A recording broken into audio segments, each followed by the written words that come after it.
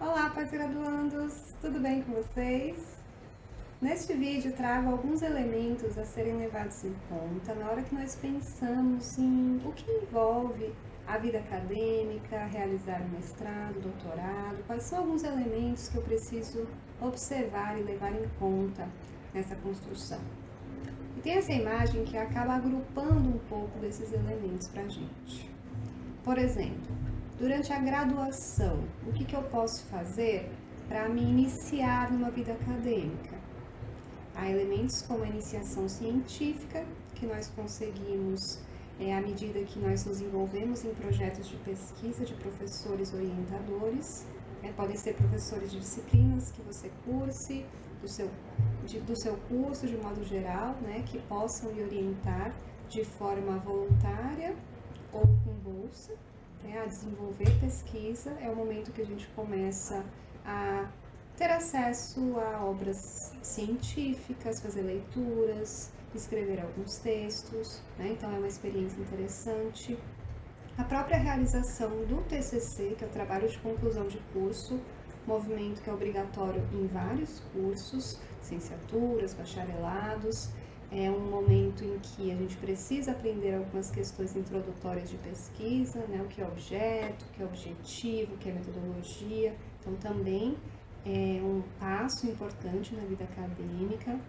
A participação em eventos de ordem local, da sua instituição ou de outras instituições, podem nos ajudar a conhecer um pouco mais sobre perspectivas teóricas que existem, por exemplo, o que está sendo pesquisado em determinado momento, quais são as linhas de investigação existentes e publicações. Publicações que a gente faz no âmbito da graduação geralmente são em conjunto, em parceria com outros graduandos, com um professor orientador, e essas publicações geralmente são em anais de eventos, por exemplo, ou em periódicos, em revistas científicas.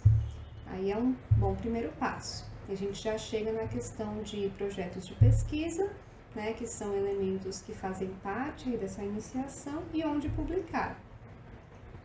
No âmbito da graduação, especialização, os anais de eventos são ótimas experiências. Posteriormente, a gente chega nas revistas, e há alguns indexadores que a gente pode pesquisar, por exemplo, na Cielo, para encontrar quais são as revistas que existem na nossa área, quais são os critérios, as diretrizes para autores, se elas aceitam a publicação de autores graduandos, graduados, mestrandos, mestres, ou se vocês precisam, de fato, publicar junto com o orientador, então tem todos esses elementos. Também precisamos saber a respeito de agências de fomento. Agências de fomento são as agências que vão custear a vida do profissional ali na academia, no caso com bolsas, por exemplo, com auxílio a pesquisador, cartão pesquisador, entre outras modalidades. Então, conhecer essas agências é muito importante. A âmbito nacional, nós temos CAPES e CNPq, que são as agências que geralmente custeiam a esses benefícios, mas localmente, em alguns estados, há fundações que também fazem isso. Outra questão importante é o currículo Lattes.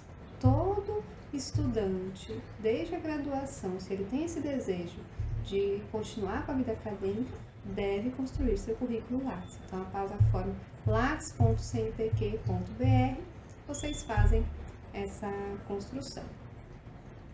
Outro elemento importante é a normalização dos trabalhos acadêmicos.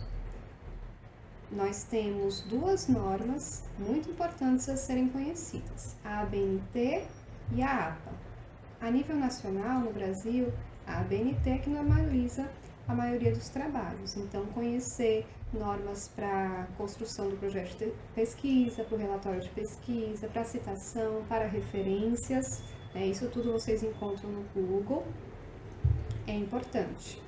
A APA já é a nível internacional, então revistas estrangeiras geralmente se utilizam da APA, e algumas áreas específicas até no Brasil acabam utilizando também. Então, conhecer e utilizar essas regras é muito importante para que o nosso trabalho seja aceito, né? Porque o trabalho ele pode estar tratando de uma temática X maravilhosa, mas se ela não estiver dentro dos padrões solicitados, aquele trabalho não vai ser publicado. Então, precisamos conhecer e seguir essas diretrizes. Outra questão importante é conhecer os tipos de pós-graduação que existem e qual é o propósito de cada um deles, né? Nós temos, por exemplo, especialização, MBA, que são cursos lato sensu, voltados mais para você se especializar em alguma área do mercado de trabalho, e os cursos estrito sensu, que são os mestrados e doutorados profissionais e acadêmicos.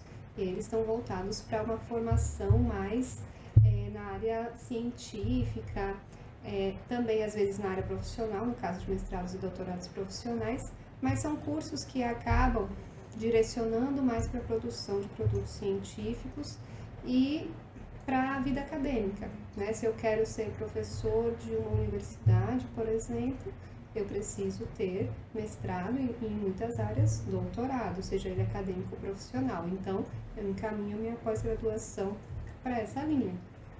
O que não me delimita que eu não possa fazer uma especialização, por exemplo, porque as especializações podem ter várias vantagens também, até nos preparar para um curso de pós-graduação estrito sensu. Então, a vida de pesquisador, ela acaba abarcando muitos desses elementos. Se eu não tive uma experiência na graduação, isso significa que eu não vou poder ter uma vida acadêmica? Não, não é isso, né? Mas são alguns passos que acabam contribuindo, até facilitando você conhecer as linhas de pesquisa, você conhecer como se faz o trabalho, né? E facilitar aí a sua vida acadêmica. Mas, de fato, você pode, estando já graduado, por exemplo, não tendo tido essa experiência, obtê-la. Aí você vai pesquisar bastante para poder se inserir nessa vida acadêmica, tendo currículo Lattes, estudando a normalização de trabalhos, conhecendo agências, conhecendo revistas e tudo mais.